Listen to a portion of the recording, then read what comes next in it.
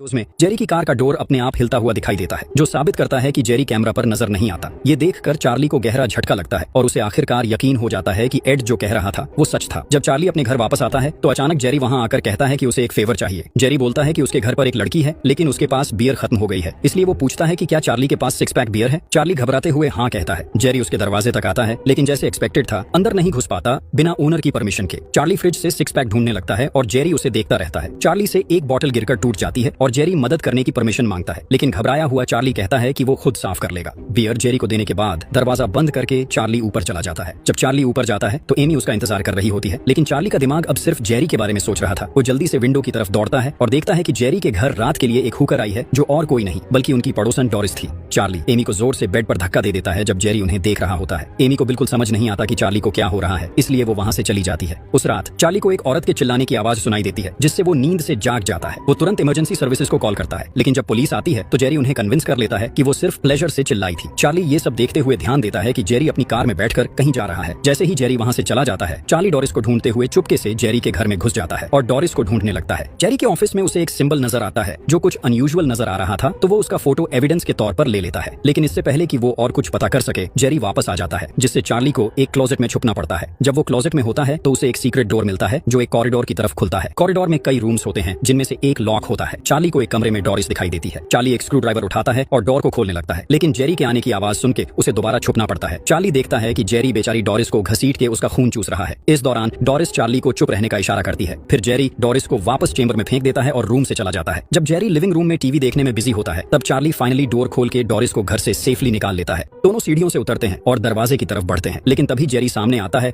और उन्हें पीछे हटने पर मजबूर कर देता है। लेकिन वो सिर्फ एक एप्पल लेने आया था और फिर वापस टीवी देखने चला जाता है। ये मौका देखकर चार्ली